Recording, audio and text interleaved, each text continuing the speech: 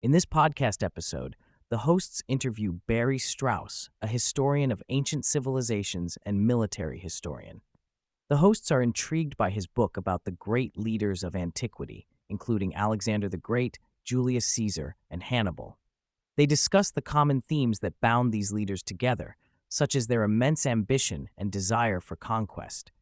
They also touch on the idea of divine destiny and the tragic ends that these leaders met.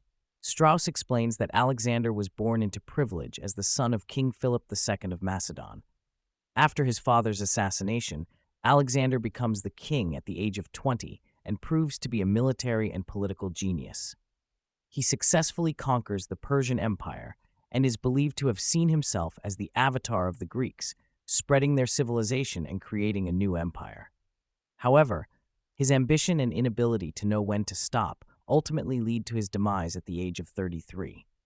Hannibal, the son of a great general, is raised to be a military leader. He becomes known for his expertise in maneuver warfare and his ability to win battles.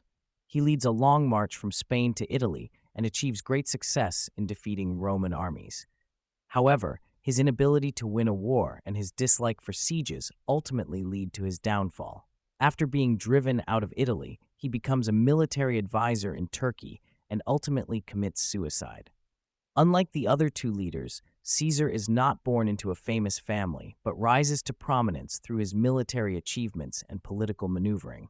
He is described as immensely ambitious and driven by a desire to restore his family's glory and rise to the top of the Roman world. He becomes a military hero at a young age and is known for his white-hot ambition.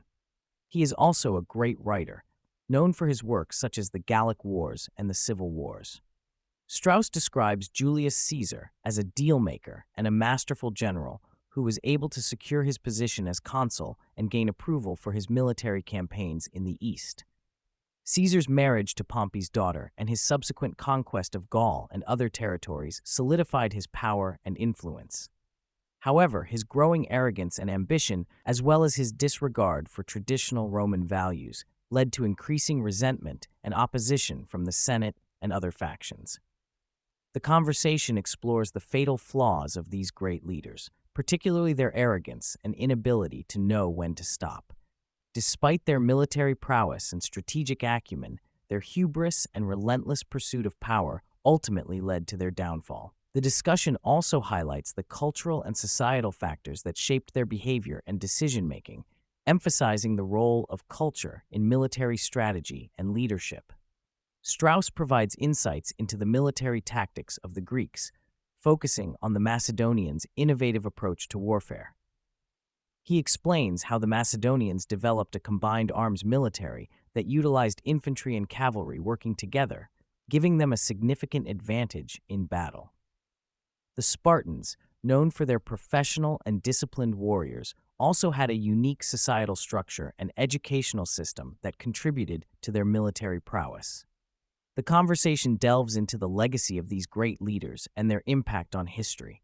Despite their military achievements, their inability to adapt, their arrogance, and their pursuit of power at all costs ultimately led to their downfall.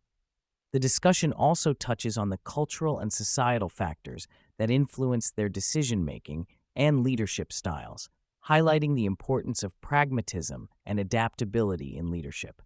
Strauss emphasizes the role of culture in military strategy and leadership, citing examples of how cultural values and societal norms shaped the behavior and decision-making of historical leaders.